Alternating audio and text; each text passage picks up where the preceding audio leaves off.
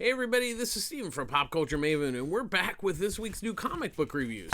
Just a heads up, I did a review video for this Saturday's free comic book day that's coming up this week. So I'm gonna put a link in the comments below for that, so you can check that out. It kind of gives you a preview of kind of what all the books that are coming out, and gives you an idea of maybe what you should be looking for you, or maybe kids, because there's a lot of great, really kids. I don't want to say kids book, all ages books. Definitely worth checking out. So check with your local comic shop to see what's going on. The vast majority of comic book stores actually participate in this, so definitely check with your local comic shop with what they're planning to do and how they handle it. My local comic shop, Pulp Fiction Comics in Long Beach, they team up with the Long Beach Rescue Mission, where you can bring non-perishable items of food to there, and then they fill these giant barrels full of food. Last year they filled 4 barrels, which was quite a bit of food. And then if you don't have any of those, you can make a monetary donation. And last year they raised $600, over $600 for the Long Beach Rescue Mission. So it's a way to get more comic books, because you get one free, and then the more you donate, the more comics you get. And also make sure that you try to buy something while you're at your local comic shop, because they actually have to pay for the free comics. It's a nominal fee, but they still have to pay for them. So if you go in and buy stuff from them, you're actually helping support not only the store, but to help, kind of offset the cost of the free comic that you can get. So once again, I'll put the link for that video review in there. So definitely check it out. It'll give you a preview of the free comic books this year. So there's quite a bit. It's a pretty big week for new books. Lots of new ones, and once again, some returning books, and we'll kind of see where they're landing. And so let's get to it. First up, we have Shazam #1, written by Mark Waid and with artwork by Dan Mora. I can't say how happy I am for a Shazam book to be back. And actually, nothing against Jeff Johns, but he's had this character under his thumb for so long that finally we kind of get back to basics. And what I love is obviously the best thing about it is you can tell Mark Waid's love for this character. He has written him before, obviously the biggest being in Kingdom Come. But there's a couple things he does just right off the bat that really gets it back to basics. First of all, he understands that Shazam is always Billy Batson. It's always Billy, just in the show when he's Shazam, but it's always Billy. And that's always been, for me, one of the struggles with a lot of the Jeff Johns runs is that, he tried to kind of really turn him into like a super, just like a Superman clone, just like the superhero. And, and the one thing I always hated was the hood. I thought the hood was the stupidest thing. I guess, they were trying to like make him look different than Superman, add a hood, and for me, it never worked. And thankfully, Waid and Mora have gotten rid of the hood. So what this first issue does, it really does a great job of setting it up, even though there's obviously been 2 Shazam films, so a lot of the general public are familiar, but, Waid does a nice job of, explaining a little bit of the history of Shazam.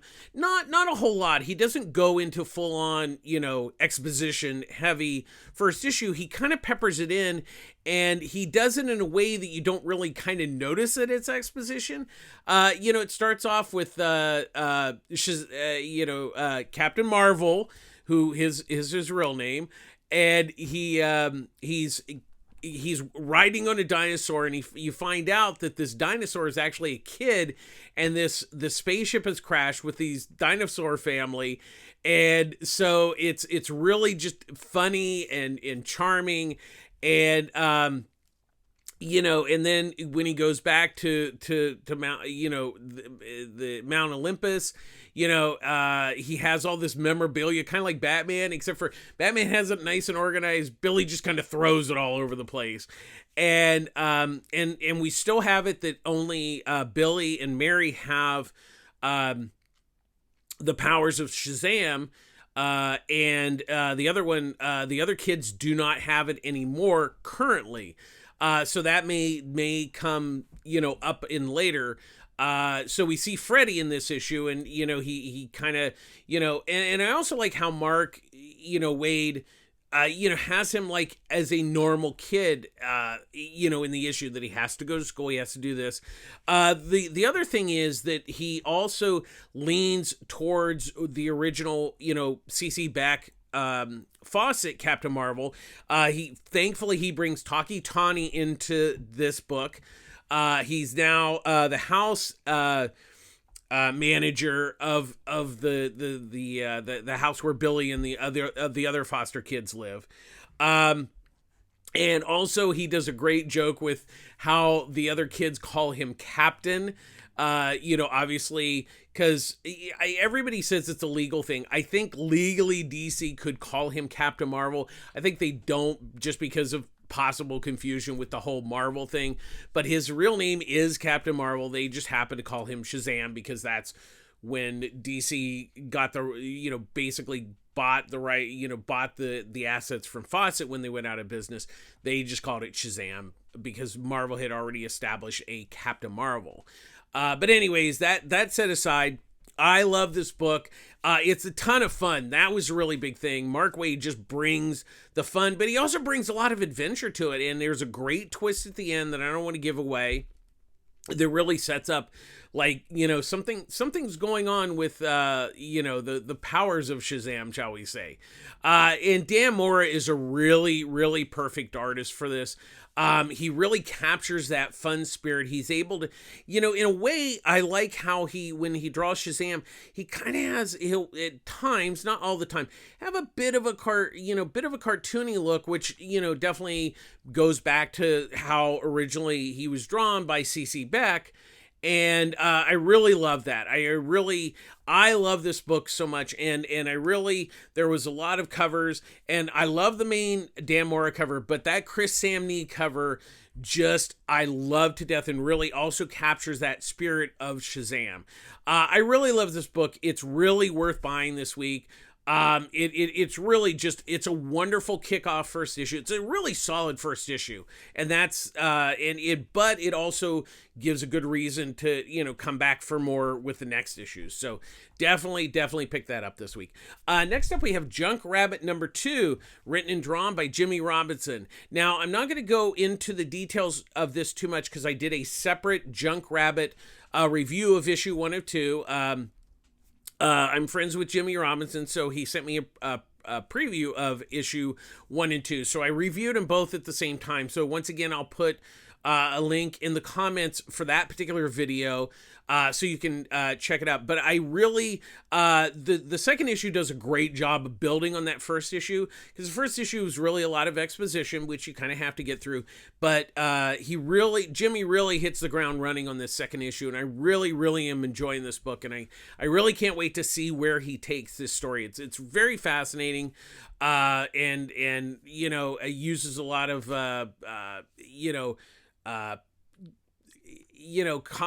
things that are just like, possibly could happen with all the junk that we have in the world. It's just, it's really a fascinating book. I love the story's really good.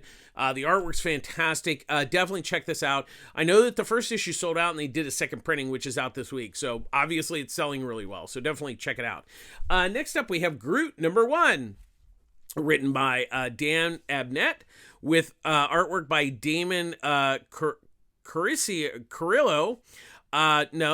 Carricio, and Matt Milla. So this kind of takes place before Groot becomes, Groot and the Guardians of the Galaxy. And so what it is there's this kind of villain group that are basically going and terraforming planets. for minerals and stuff like that. And what it is the Kree, go and they're trying to stop them. And one of the Kree soldiers, Marvel, discovers Groot, and there's also two other of from his planet. There's Twig and Gleef.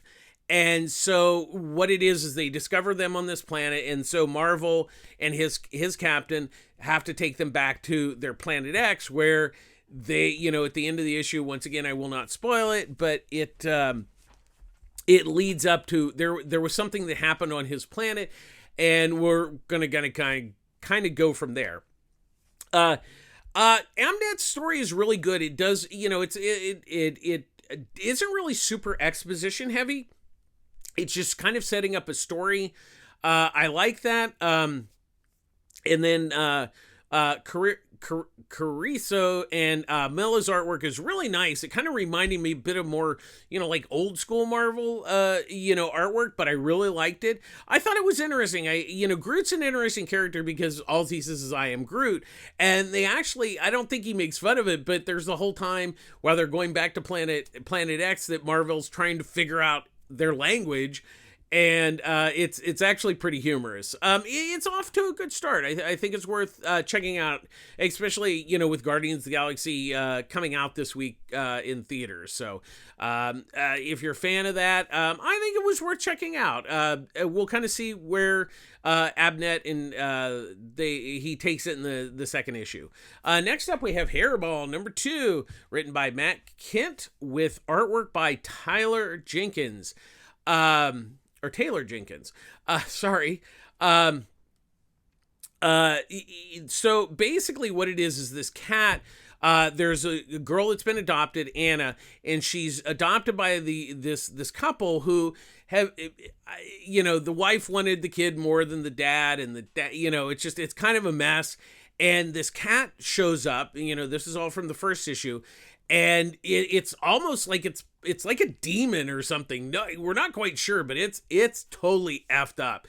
And so this issue, we find out the mom discovers that there's something going on with the cat, because she wakes up in the middle of the night and basically the cat's biting her. It's almost like a vampire. It's like, looks like it's sucking the blood out of her neck. And so we find out that the cat is like just evil, and like there's something going on, but there's something about the cat that has is it kind of got, wants something from Anna, or something about Anna has attracted this like demon cat. And the cat, tries to kill the parents. It's totally messed up. This is like an effed up book, and that's what makes it so great. And Ken has really, captured some really just, what I love about it, it's just super creepy, and he really continues that this issue. And I'm a big fan of Jenkins' artwork, and he's really when the cat has like the eye, one eye is this way, one eye is this way, it's like effed up. This is a wild book. If you're not checking this out, you're really missing something. I really love this book a lot. Well worth checking out. Definitely pick this one up. Next up, we have Money Shot Comes Again, #1, written by Tim Seeley, with artwork by Giselle Legage. So this is a sequel to the first Money Shot series, and what it is, it's kind of like softcore, triple X stuff. It's about this team who, what the basic premise is that they're out in space. This team basically has sexual encounters with aliens. And so that's the basic premise. It's very tongue-in-cheek, which is, Seeley's really good at. And so what it is these space jellyfish come to Earth, and they're like, you guys aren't good enough to be here, and we're just going to destroy your planet. And then the explorers, the 3X explorers, have to, engage with the space jellyfish. And really the thing that is going to be interesting is that they're adding Cherry Pop-Tart, who's a really infamous underground very X-rated character that was really a parody of Archie comics. And so she shows up, and she's going to be guest appearing in this series. So that'll be interesting. That was really the main reason I picked it up. I have gone back and read the first story arc, and it was good, a little uneven, but I think this one has a good starting point. Like, you don't need to read the first one to read this one. You can just, because he gives you, there's a recap and everything, and get you up to speed, so you don't need to. But if you want to, if you like this, you might want to go back and check, because there are trades of that series. The other thing I really am happy about is Lesage's artwork. She's really a good artist, and she's really adding a lot to this new series. So if it's definitely very adult oriented, so not for the kids.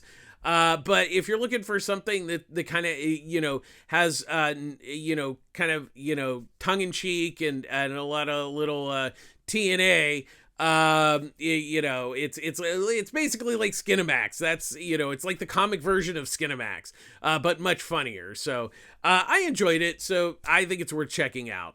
Next up, we have Peacemaker Tries Hard, #1, written by Kyle Starks with artwork by Steve Pugh. So this really is in the vein of, I'd say, the Peacemaker series that James Gunn did for HBO Max.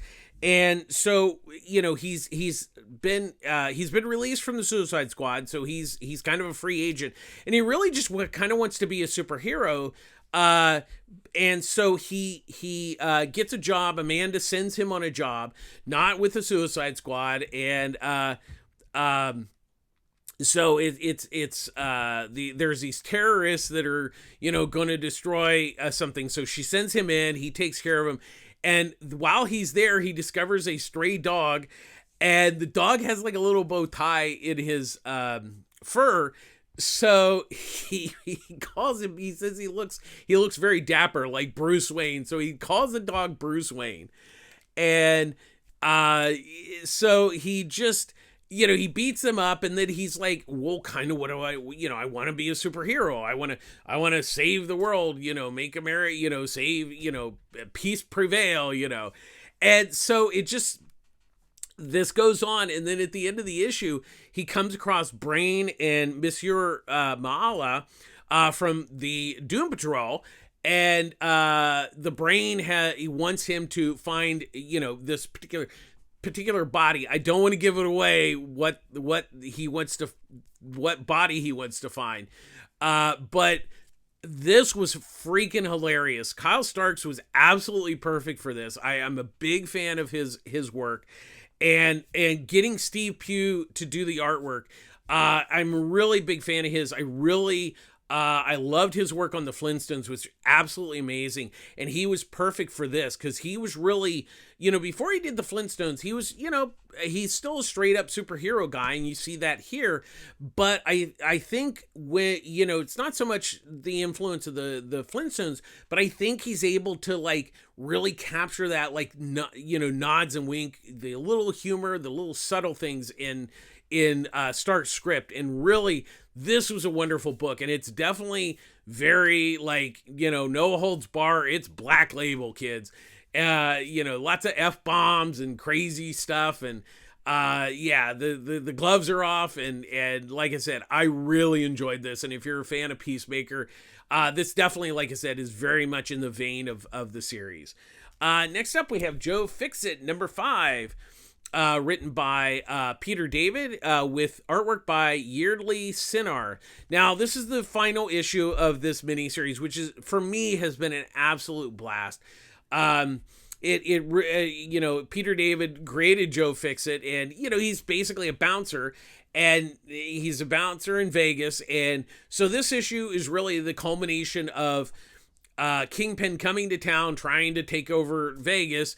And, it's so he has his gang of bodyguard villains, and then the Hulk, his boss, has, you know, the Hulk, they've brought in villain, and so basically this issue is just a giant battle, and you know, Spider-Man and Hulk are just caught in the middle of it, or Joe Fixit is caught in the middle of it, and it's really a lot of fun. I've really enjoyed this. I liked it because it's been just really a fun, charming book, and you know, that's what really has been great about this. Peter David really, you know, for me, he's like one of the best Hulk writers there's ever been. And Sinar's artwork is really, really nice. He's really brought a lot to this book, and really gets to let loose on this issue with the battles and everything. It's quite visually impressive. This has been a lot of fun. I would say it's probably going to be difficult to find the first 4 issues. I know there's a trade that's been announced that will collect it. I think it's worth checking out, especially if you're a Hulk Peter David fan like I am. This was really a lot of fun. I think it's really some of his really best recent Hulk work that I've really, really enjoyed. It's really worth checking out. Next up, we have Starsigns, #1, written by Saladin Ahmed, with artwork by Megan Levins. So what this is at one point, basically all the stars disappear. One night they just disappear, and there's just no more stars. But what it is the constellations of the zodiac, you know, kind of explode, and what it ends up doing is that it falls to Earth, giving 12 people like superpowers. And so what it really starts off, you see a character, Raina. You know, she's just an average girl in New York, and you know, she's just trying to get by and everything. And she's one of the first ones we discover that has these powers. You know, we also, there's kind of a subplot going on of like, you know, I guess this rich millionaire kind of knows that this thing is going to happen, and there, you know, and his assistant, she also gets the powers. So, you know. So she shows up at the end of the issue, and that will obviously lead into like, you know, what's going on, you know, why is she there? Obviously, maybe she's trying to find the 12 people. I think the concept was really interesting. I wouldn't say that I was sold on this first issue.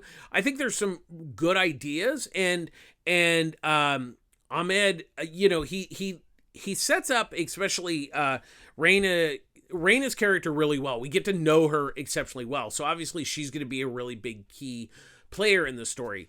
I think there's just, you know, once again, it's exposition. So it's hard to really judge this fully on this first issue.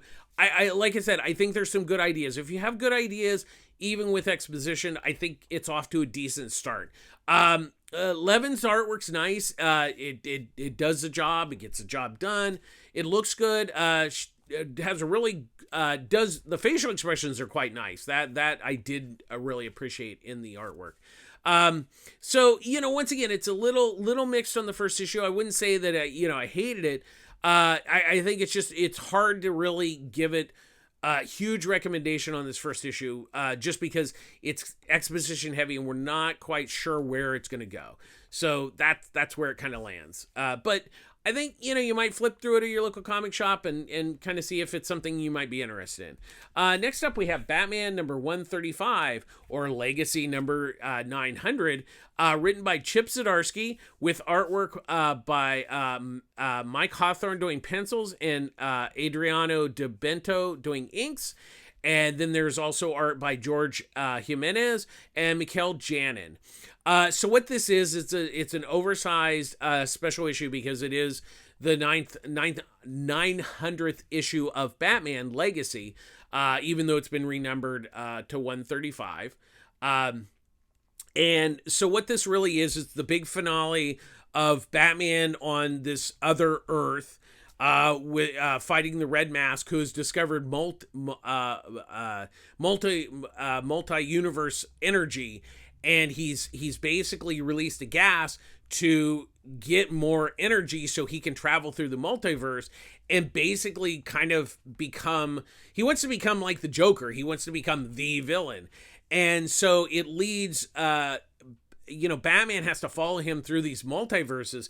And this is where it's really, the art really comes into play on this, because as Batman jumps through the multiverse, the artwork mimics certain styles, of other, story arcs that has happened. So there's like Batman 66, there's Batman Gotham by Gaslight, there's, like the Batman the Animated Series. It's really a testament to the artist doing this book. They really knocked it out of the park. Visually, it's amazing. And it's a really nice wrap up to this this story arc. That has really, kind of started with the first story arc of Failsafe, but that really led into this second story arc of Zdarsky's run. And honestly, I've been really impressed with this. And I also like the fact that that and Detective are very different feeling books, but I like that because they're very separate. This one's kind of the big superhero kind of book, where Detective is more of the, detective, discovering things. And I really like that a lot. I think that's really a big win for both books. Like I said, Zdarsky's really just done a great job of kicking this book into high gear. And Hawthorne, Jimenez, and Janin just knock it out of the park on the artwork. This is a really good book. It really would help if you've read the stories leading up to this, but I did really enjoy this issue, and it'll be interesting to see where Zdarsky takes the book from here. So that'll be really, really interesting. Next up, we have Lamentation #1, written by Colin Bunn, with artwork by Juna Suzini. So what this is there's a young actress who's got an invitation to Jennifer. She's been invited to the Requiem Theater, and she goes in and she says, "Hey, I'm here for the audition." And the director's like, "Well, you already got the job." And she's like, "Huh?" And what you find out is that all these everybody who is there, the actors, directors, the set designer, the costumer, they're all trapped in this theater, and they have to do this play, this 3-act play, to basically get out of this theater, which they're trapped in.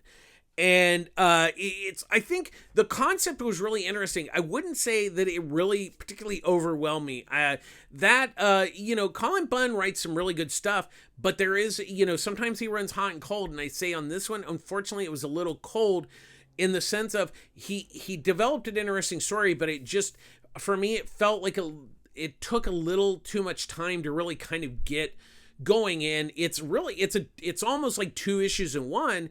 And yet, by the end of the second issue, it was like, okay, this is nice, but I really wasn't overwhelmed by it. It just like, okay, that's nice, but it just didn't really, for me, it just didn't stick.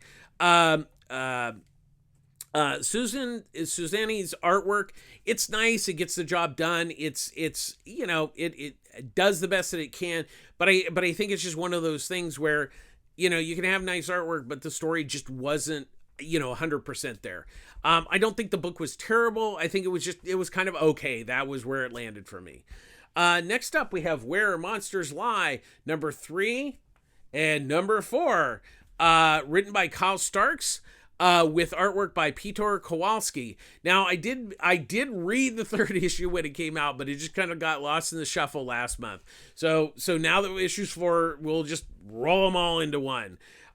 So basically, Connor Hayes, he's like an FBI agent. He went into Wilmhurst community where all these serial killers live. He brought the cops in. Basically chaos ensued. The cops are dead. Serial killers are dead. Everybody, people are on fire and stuff. And so, so really the whole what it was is we found out that Connor, one of these serial killers, killed his family, and that's, he built himself up for revenge. And so this is the culmination of that particular story. And so really the 3rd and 4th issue is really the chaos, the attack on on the, basically the compound and the ramifications of it. And there's a nice twist with Connor and his wife in the 4th issue that I will not give away. I've really enjoyed this series. The only kind of gripe I have is that it really is kind of it really sets up like another story. Like it does finish kind of this particular story of the Wilmhurst, compound. But really, it's like, okay, there's going to be more with the twist. And there's kind of 2 twists at the end. There's the twist with Connor, and then there's another twist. And once again, I don't want to give anything away.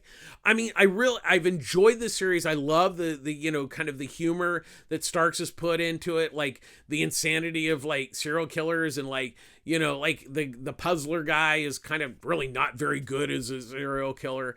And I've enjoyed it. Like I said, it was just that, like, if you're going to have more story, then I would have liked to have kind of known that, because this is theoretically it's the 4th issue is the final of this particular miniseries. The question is there going to be more? And that's really where it comes down to. So hopefully there will be more, but if there's not, then it kind of leaves you hanging a little bit. But I have liked it. I've enjoyed it. I think it's a fun, it's kind of a dark horror, dark comedy horror book.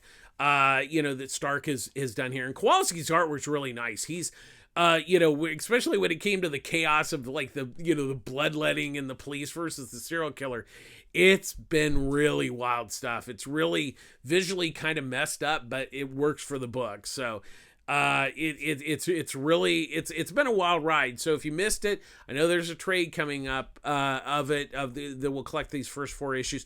Hopefully we'll just get like a second series that will continue the story that's kind of left hanging from this miniseries. Next up we have Batman and the Joker Deadly Duo number 7, written and drawn by Mark Silvestri. So this finishes off the story. So Amanda, who is basically the one behind it, because she was kind of killed. She was killed on her wedding day, but because of the experiments that her father was doing, she came back to life, and so she's really been the one behind that, which we've known for a few issues now. So that's not a spoiler, unless you haven't been reading it, and you haven't been reading it, then poo on you, because this has been a really great book. So really, this is the big finale, and what I really like what Mark has done here is he doesn't particularly end it. I mean, there is a big, finale of Batman and the Joker and then Amanda and everything, but really it's what he does a great job. And what I always appreciate when you do a big epic story like this is really spend your time on your epilogue of this story, which Silvestri does here. Kind of the ramifications of what this story has caused to Bruce, Gotham, the Joker, Harley, and everything. And, reveal, kind of ties up all the secrets and everything. And it really has an ending. That's the big thing, to where, yeah, there's a possibility that things could, some of these characters could come back, but it really does have an ending, but there could be more. Which is not a problem. I don't mind having could be more. It's just, but it does wisely wrap everything up. And that's really the big key and what Silvestri really does good here. Like I said, I've really enjoyed the story. His artwork is obviously just gorgeous. This has been a really great series. I know that they've announced it's going to be really tough to find the individual issues. There's a collection coming out. I believe it's going to be a hardcover, which I really enjoy hardcovers. Collections, and it's really been well worth checking out. If you miss this book, definitely pick it up when the collection comes out. Next up, we have Teenage Mutant Ninja Turtles and Usagi Yojimbo number 2, written and drawn by Stan Sakai. So what this is so the Turtles were they were chasing Dr. Werewin, and he traveled back in time because what he's trying to do is travel back in time to change the future. And so he's went back to the era of Usagi Yojimbo. Once again, this is how they all get together. And so the Turtles go back in time, and now, at first they're attacked by because they've already met Usagi, but the other people in the clan that he's with do not know. They start fighting him. They think they're the turtle monsters too.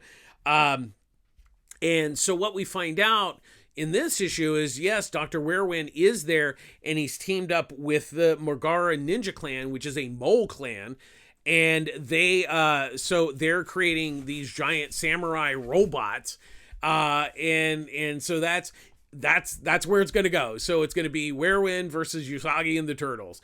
And this book is a lot of fun. I'm a big fan of Stan Sakai. Usagi Jimbo is one of those books that just is, is amazing. It's absolutely amazing. And what I love about this is he really, this is a great introduction to Usagi for a lot of people that may, obviously is not hugely as popular as the Turtles, but I also like that he really captures that spirit of the early Eastman and Laird Turtles. That really kind of, because they both didn't necessarily start at the same time, but they were part of that black and white boom back in the 80s.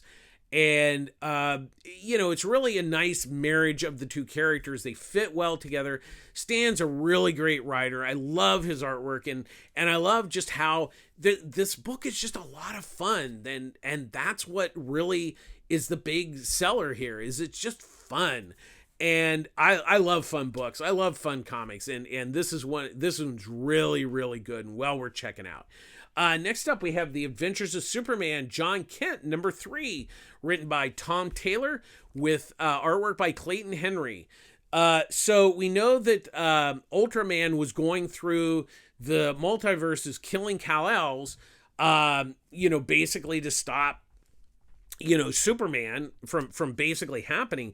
So when he went to this one Earth that we have never been to, Kal-El basically, spoiler alert if you didn't read the damn last issue, spoiler alert, skip over if you don't want to hear, but he basically killed Ultraman. So now John's on this world. So this is like an interesting world where Kal-El, their Superman, has basically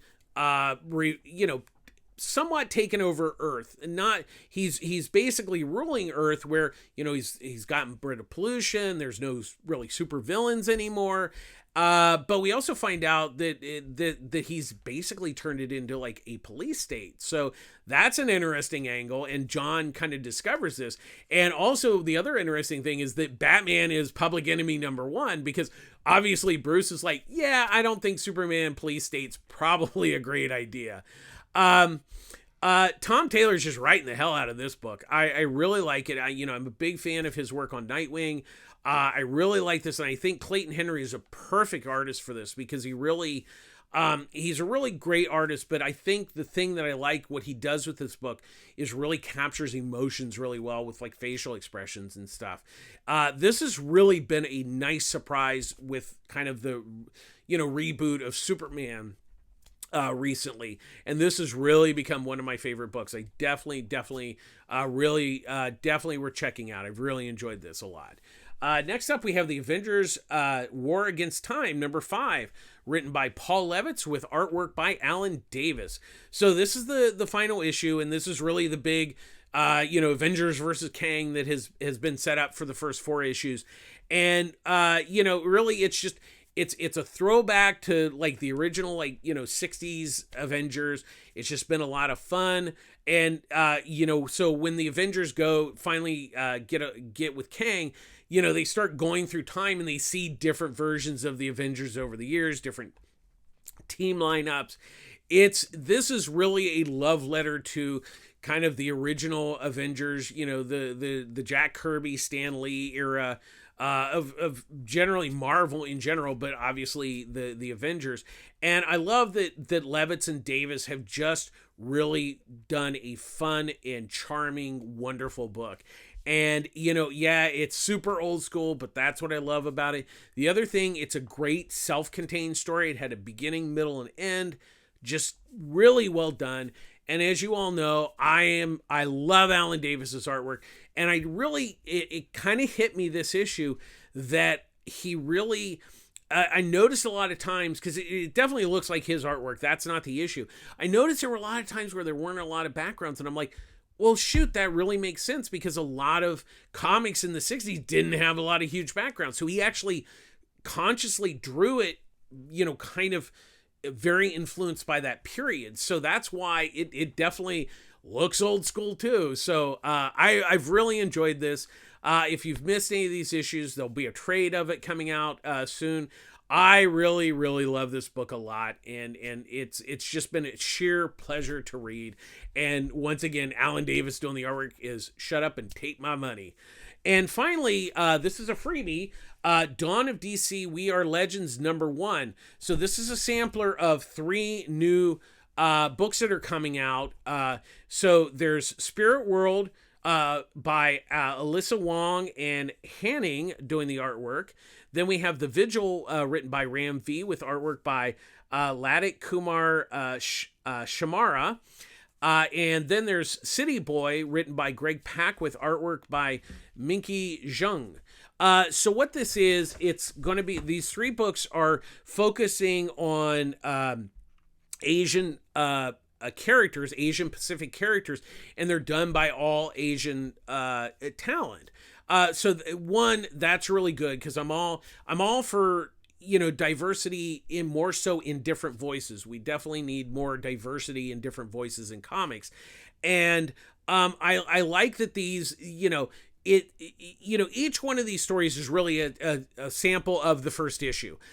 So it's really kind of, I wouldn't say, you know, it's kind of hard to tell, but I did like them all. I think they were all interesting. I think the one that really, Spirit World was probably, for me, the most intriguing because it really deals with kind of the mystical side. And hey, you know, Alyssa decided to put John Constantine in the book. So I'm like, yep, you sold me on that.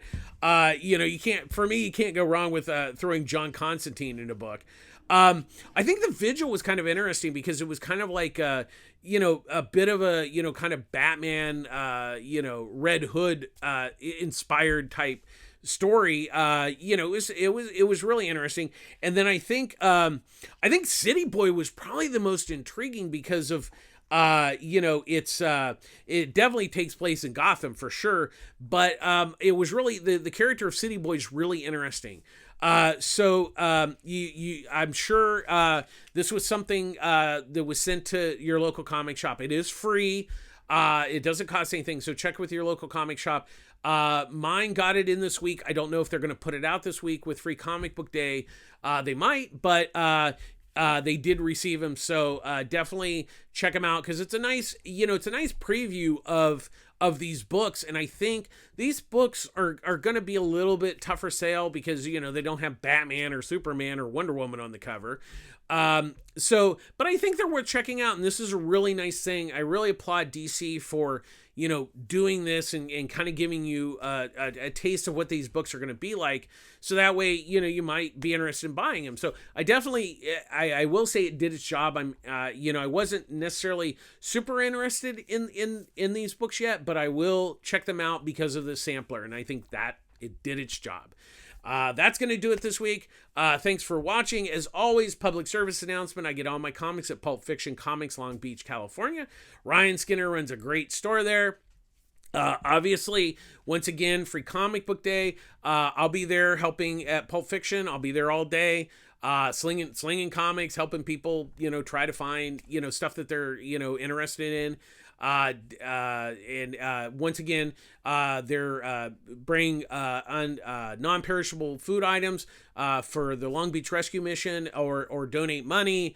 Even if we've had people, there were people that gave like $20 and grabbed like 2 books because, you know, they were just there to support the store, also to support, you know, the Long Beach mission, which is great. So it's really a great day. It gets people to into comics and everything. It's a great store. Once again, you know, definitely while you go there, they offer, you know, discounts on their 30% off of their trades and hardcovers every day.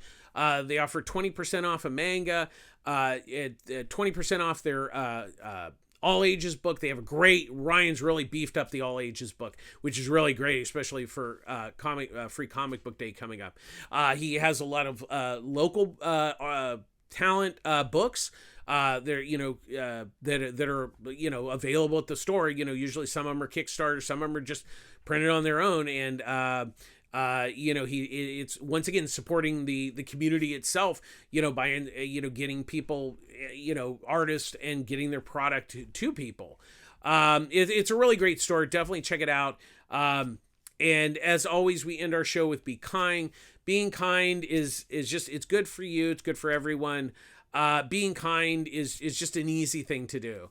So, I know times are tough, but being kind, be kind to yourself. Take time, take the time to be kind to yourself, and then being kind to others is just, it'll make you feel better.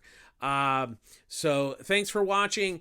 Once again, there'll be in the comments, I'll include the link to the free comic book day review video, and also the Junk Rabbit 1 and 2 video, because I already covered that previously. So definitely check those out while you're here. Thanks for watching. As always, please like and subscribe to our YouTube channel. It's always appreciated. Comments are more than welcome. Thanks for watching. We'll do it again next week. Everybody have a great free comic book day this weekend. We'll see you again next week with some more new comic book reviews. Thanks for watching. This is Steven from Pop Culture Maven signing off. Take care of yourselves. Bye-bye.